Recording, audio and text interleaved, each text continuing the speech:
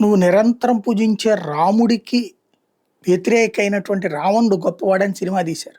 అట్లాగే నువ్వు నిరంతరం పూజించే కృష్ణుడికి వ్యతిరేకంగా దుర్యోధనుడు గొప్పవాడు అని దాన వీర సూరకర్ణ అని సినిమాలు తీశారు. తద్వారా నీ దేవుడిని, నువ్వు పూజించే దేవుడిని అవమానిస్తా, అతన్ని దోషిగా చూపెడతా సినిమాలు తీశారు. కానీ ఆ తీసినాడు ఆ హీరో మనకి దేవుడే.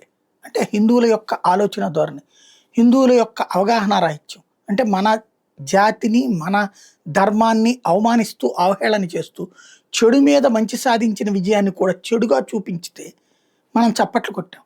అదే ఈ దేశంలో అతిపెద్దదైనటువంటి శాపం.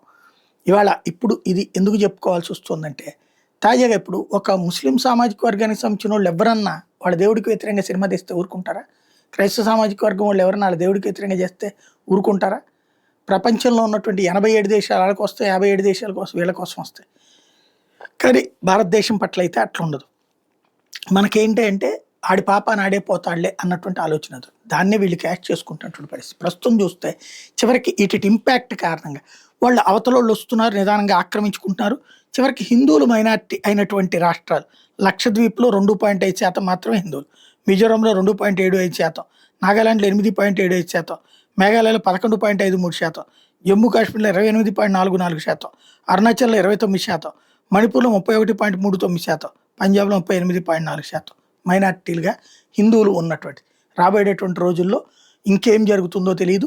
ఒకవేళ పొరపాటున కానీ కాంగ్రెస్ పార్టీ అధికారంలోకి వస్తే ఎస్సీలు, మతం మారినటువంటి ఎస్సీ ఎస్టీలకి సేమ్ రిజర్వేషన్ కంటిన్యూ చేస్తాం అని అంటే గనక హిందువులు టోటల్గా దేశంలోని మైనార్టీలైనా ఆశ్చర్యపోనక్కర్లేదు, తెలుగు రాష్ట్రాల్లో ఆంధ్రాలో మైనార్టీలైనా ఆశ్చర్యపోనక్కర్లేదు.